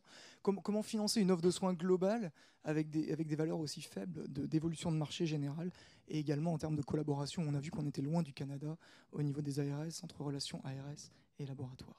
Bon, je propose de passer la parole à Patrick Desbiens, puis ensuite à M. Terol, ça vous va, sur ces deux questions? Parfait. Merci. En fait, vous touchez du doigt notre réalité sur les lignes de reporting. Donc, une réponse très simple pour nous chez GSK, la responsabilité incombe vraiment au directeur général local. Donc, la responsabilité, ça tombe sur le président local de la filiale et c'est à nous de s'assurer qu'on réussit à animer et à remettre en musique en fait toutes les lignes qui remontent à l'Europe. Et c'est comme ça qu'on réussit à l'animer. Okay? Maintenant, pour la question sur l'innovation et comment on s'assure que l'innovation trouve sa place en France en termes de remboursement. Donc, c'est une vraie problématique. Donc, clairement, pour nous, l'innovation, ça ne donne pas grand-chose si elle n'est pas remboursée ou si elle n'est pas accessible. Donc, l'innovation en soi, elle est vaine si elle n'est pas accessible. Donc, c'est vrai en France, c'est vrai au Canada, c'est vrai en Afrique. Sur le territoire français, on a discuté juste avant avec Agnès. Je pense que la France a su créer un environnement qui était spectaculaire en fait pour l'attractivité du secteur pharmaceutique. On doit être fier de ce qui a été créé en France pour attirer les grands groupes. Sanofi était un très grand groupe français qui s'est construit ici en France. Nous, on a mis des usines en place. On avait un système de remboursement en France qui était preneur de cette innovation. Donc, on avait un écosystème qui faisait en sorte qu'on a su attirer des investissements de recherche, de fabrication, avec un système de remboursement qui était preneur d'innovation. Et là, le défi actuel qu'on voit en France, c'est qu'on a une fiscalité qui est de plus en plus difficile et on a un accès au marché qui est de plus en plus difficile également. Donc, et c'est un point de discussion avec les parties prenantes au niveau de l'État. C'est est-ce qu'on veut avoir un marché français qui retarde l'accès aux patients des innovations alors que l'Allemand peut avoir accès aux produits lorsqu'on a la MM européenne, alors qu'en France, on peut attendre 1 an, 2 ans, 3 ans. Donc 1 an, c'est plutôt la moyenne, mais il y a certains produits qui ne sont pas remboursés pendant plusieurs années parce qu'on met des exigences importantes qui sont différentes à d'autres pays.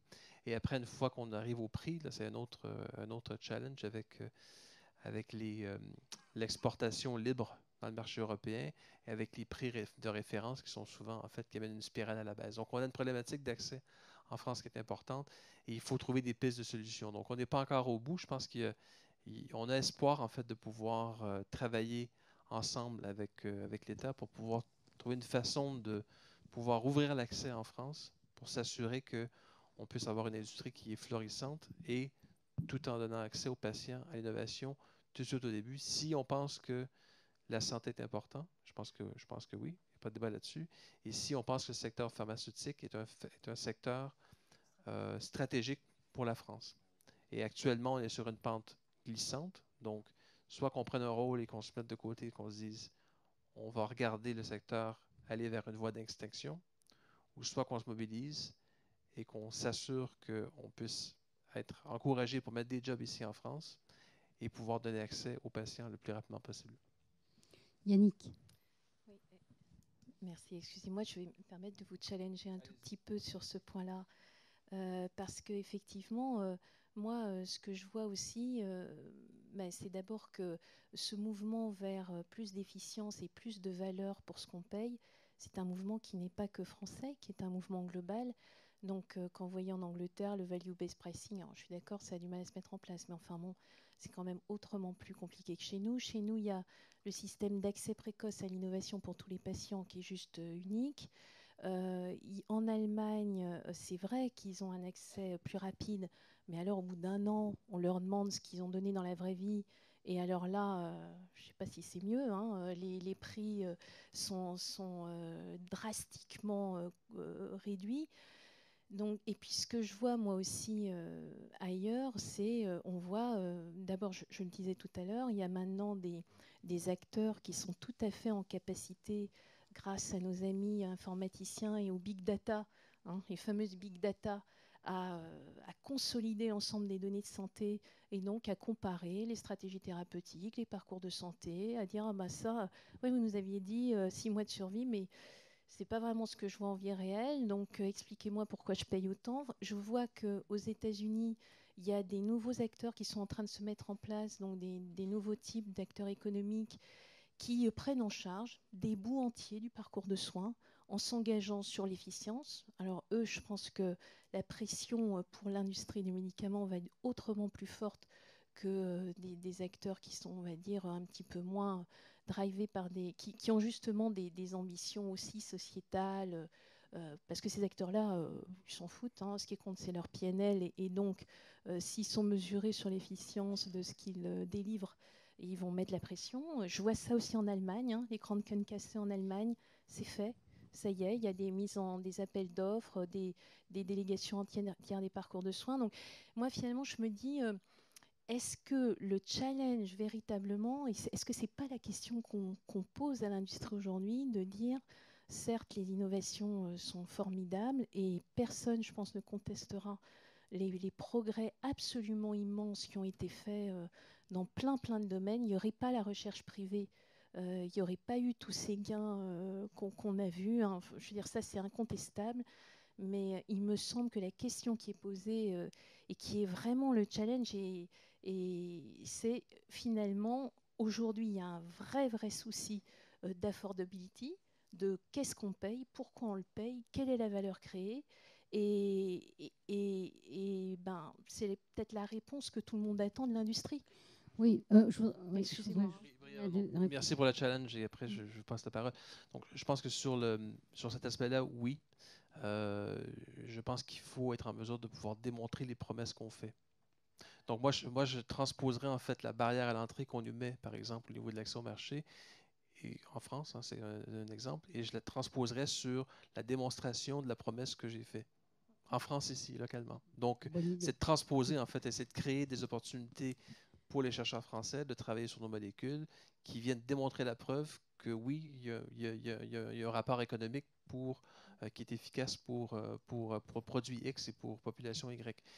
Et sur l'autre aspect, en revanche, il faut se dire la vérité, c'est que moi, je crois et GSK croit que les pays devraient payer en ligne avec leur capacité de payer. Donc, je ne peux pas donner à la France le prix grec. On ne peut pas vivre au-dessus de nos moyens, c'est ça? Non, mais après, c'est parce qu'on peut pas avoir le beurre et l'argent du beurre. Hein. Donc, j'ai appris cette expression-là en France. Mais c'est pas mal. Mais je pense qu'on va pas tout avoir. La crémière. Oui, donc il faut être en mesure de pouvoir, oui, payer le juste prix. Et c'est à nous de démontrer, d'apporter de la preuve. Et je pense qu'on peut le faire lorsqu'on est sur le marché en France. Et plus on avance dans les maladies qui sont difficiles à traiter, on est sur souvent des niveaux de preuve lorsqu'on met le produit en marché où on n'a pas toutes les réponses aux questions. Parce qu'on a des maladies qui sont plus rares, plus difficiles à traiter. On travaille sur les conditions sous-jacentes de la maladie. La seule façon d'apporter la preuve qu'on nous demande, c'est l'expérience en vraie vie.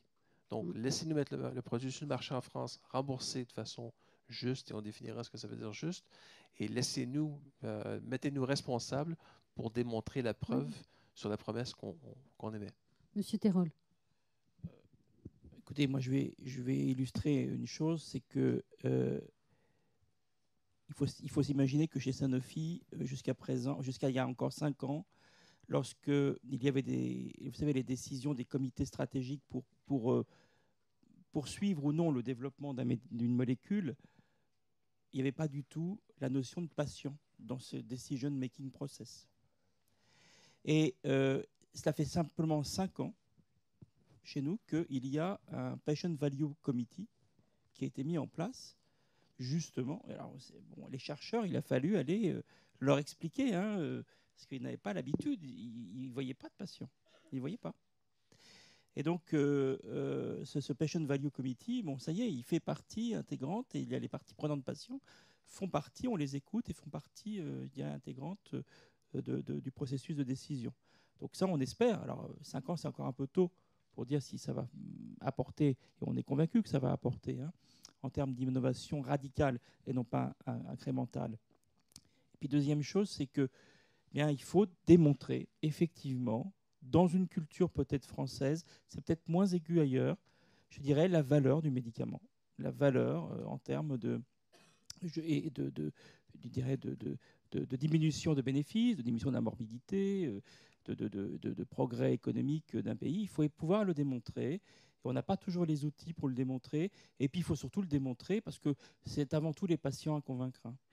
Je crois que les professionnels de santé n'ont pas trop besoin d'être... Ils ont besoin, tout le monde a besoin d'être convaincu, mais c'est surtout les patients. Parce que la logique comptable des autorités de santé sera toujours la logique comptable. Mais à partir du moment où vous avez des patients qui sont convaincus de la valeur du médicament, mais a-t-on les bons outils, a-t-on les bons réflexes? Non, pas encore. Il faut encore travailler sur ce point. Une autre question. J'en vois une autre ici. Bonsoir madame. Bonsoir, Claire Perrin, laboratoire Lilly. J'étais très intéressée par vos propos sur un petit peu d'élargissement du débat sur comment en tant que leader on peut avoir un impact. Moi ma réflexion c'est que dans l'industrie pharmaceutique on a la chance d'avoir des collaborateurs très engagés et qui font ça pour une raison, qui est souvent de faire la différence. Donc ma question c'est est-ce que dans les membres du panel vous avez des exemples de comment vous avez permis à des gens de faire une différence, encore une fois au niveau individu, ou si vous avez fait la différence, parce qu'on a quand même beaucoup de personnes qui vont potentiellement avoir un impact dans le futur, et donc tout exemple serait très intéressant. Et merci pour ces échanges. D'exemples. Merci pour cette question. Il y a des tonnes d'exemples. Qui est-ce qui veut répondre, Patrick? Moi, j'ai donné un exemple personnel, mais j'étais à répondre à ma vie ce soir devant vous. Peut-être des exemples concrets dans l'organisation parce qu'on a aussi, GSK permet à ses collaborateurs de s'investir de 3 à 6 mois dans des organismes communautaires qui sont déjà en ligne, pas en ligne, mais qui sont déjà soutenus par GSK. Donc, il y a un processus de sélection. Je crois qu'on a jusqu'à 90 collaborateurs qui ont déjà participé au programme. C'est un programme qui s'appelle Pulse. Et ça permet, à titre d'exemple, en France, je crois qu'on a 3 ou 4 des collaborateurs qui sont déjà allés. Le contexte le paramètre du programme, c'est qu'une fois que le collaborateur a été choisi, il y a un comité de sélection au niveau monde. Ces collaborateurs ont un briefing avec notre président monde pour donner l'importance du programme. Et on permet aux collaborateurs d'être libérés de ces tâches locales, dépendamment du mandat, de 3 à 6 mois. Et j'ai une collaboratrice qui est allée au Bangladesh l'année dernière pendant 6 mois pour aider l'organisme Bangladesh Care International sur tous les aspects de communication de leur programme local.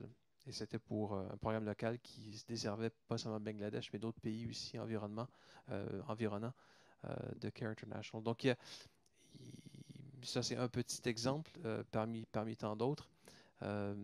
Mais je pense que c'est propre à nous, en fait, de faire la différence. Je terminerai peut-être sur un autre exemple avant de passer la parole. GSK en France, on a une fondation. Et quand je suis arrivé en France, la fondation, depuis une douzaine d'années, en fait, avait été mise sur pied pour favoriser la prise en charge des patientes et de leurs enfants atteints de VIH sur les pays d'Afrique francophone. Donc, vraiment une cause qui est très, très noble. Mais j'ai réalisé quand je suis arrivé en France qu'il y avait très peu de collaborateurs qui étaient connectés avec cette fondation qu'on avait en France. Et deuxième constat, c'est qu'on avait déjà une présence de plus en plus importante de GSK au niveau des pays d'Afrique francophone. En fait, toute l'Afrique, on a des présences maintenant qui sont locales, qui souvent, on ne communiquait pas avec ces gens-là pour qu'ils sachent ce qu'on mettait en place avec notre fondation. Donc, on a fait du travail pour recentrer la fondation. Donc, on a maintenant passé la main de tous les programmes qu'on avait débutés en France vers les filiales locales de GSK qui, eux, savent beaucoup plus ce qui est important pour leur communauté. Donc, on a assuré une pérennité des programmes et on a redirigé les efforts de la Fondation France sur le périmètre France pour les accès de santé pour les populations en grande précarité. Et on a signé un accord de 3 ans avec Secours populaire pour installer des relais santé dans tous leurs points d'accès en France sur les prochains 3 ans. Donc, c'est une autre façon pour nous de faire une différence localement. Okay, donc Merci, deux Patrick. exemples. Une dernière question, puisqu'on dépasse l'horaire prévu. Merci de me donner la dernière question. Donc, je suis Rodolphe Montin, je travaille chez MSD. Je vais poser une question qui va faire plaisir à M. Jala. Qui va peut-être étonner certains de mes collègues. On a l'impression aujourd'hui que les laboratoires, dans une situation vraiment de crise, certains peut-être choisissent, en général dans l'industrie, pas que pharmaceutique, choisissent peut-être de diminuer leur budget RSE, et puis d'autres, je pense comme la plupart de ceux qui sont présentés ici, essayent plutôt d'appuyer sur, au contraire d'augmenter leur investissement comme élément de différenciation. Et finalement, comment en pratique on arrive à se différencier par rapport aux concurrents finalement, principalement avec le RSE. Monsieur Terol. Alors, à une question provocatrice, une réponse provocatrice, pour moi, il n'y a pas de budget RSE. Je veux dire, à partir du moment où vous commencez à dire qu'il y a un budget RSE, c'est que déjà, ça commence mal, moi, je pense, très sincèrement. Les opérationnels doivent mettre en place des solutions, des projets à viser RSE qui intègrent des composantes de la responsabilité sociale de l'entreprise. Le fait qu'ils se disent que dans leur, comme on dit en bon français, excusez-moi pour l'accent, decision making process, qu'ils intègrent justement dans le decision making process à tous les niveaux de l'entreprise, qu'ils se posent les questions. Quel impact économique vais-je avoir par cette décision? Quel impact social? Quel impact environnemental? Comment puis-je maximiser ces impacts? Et quelles sont les recettes que je mets? Et je vais peut-être, le projet que je vais mettre en œuvre est probablement un projet différent que ce qu'aurait été le projet sans se poser ces questions et sans essayer de maximiser les impacts.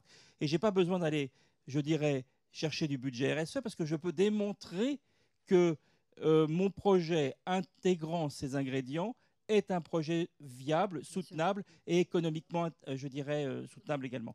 Donc, surtout pas de budget RSE. À part pour faire du rapport, pour s'occuper d'un panel de parties prenantes, voilà. Mais sinon, non. Delphine, vous voulez rajouter quelque chose? Je crois que Didier, effectivement, a raison. On aura gagné le combat de la RSE quand il n'y aura plus ni de direction RSE. Donc, je suis désolée quand tu n'existeras plus, mais moi non plus. Et quand, effectivement, ça sera un sujet intégré à tous les niveaux, que ce soit dans la recherche, que ce soit dans le développement, que ce soit en production, sur la formation, la visite médicale, etc. Et c'est ça, en fait, l'avenir de la RSE dans la pharma. C'est comment on sera capable de se poser ces questions en amont du développement de tous les médicaments. Je crois que ça fait une parfaite conclusion. Merci beaucoup.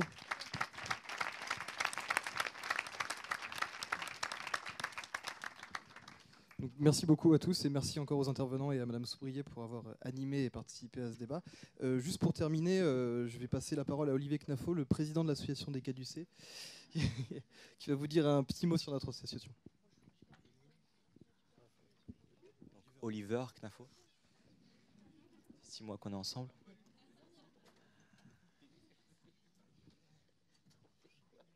Je vais inviter avec moi mes chers collègues. Tout d'abord, je voulais vous remercier d'être venus si nombreux ce soir. Ravi de voir que ce thème qui a été choisi, il a su vous parler, vous intéresser. Et au vu de ce que je vois dans l'amphi qui est bondé, ça a été un vif succès. Alors la table ronde, c'est le deuxième événement qu'on organise cette année avec l'association des Caducées. Il y a un troisième qui arrive le 5 juin au pavillon Dauphine, qui est bien connu de l'industrie pharmaceutique, qui est la Nuit des Caducées. Donc, lors de cette Nuit des Caducées, on organise un concours où on remet les trophées des Caducées pour les meilleures campagnes de communication médicale. Et donc à ce propos, on crée des partenariats avec des laboratoires pharmaceutiques. Donc à ce jour, on a Novartis, on a Pfizer, on a Boehringer, mais aussi avec des agences de communication telles que Zebra Santé, des cabinets de conseil, McCann, également OCP. Et donc ce soir, mes chers collègues et moi qui avons ce petit badge Pôle Partenariat, nous invitons tout chef de produit et toute personne travaillant dans les services de prestation pour les laboratoires pharmaceutiques à venir discuter avec nous autour d'un verre de champagne et mélanger plaisir et affaires ce soir. Voilà. En tout cas, je voulais vous remercier encore et puis je vous invite à boire et à manger convivialité dans la salle attenante. Merci bien.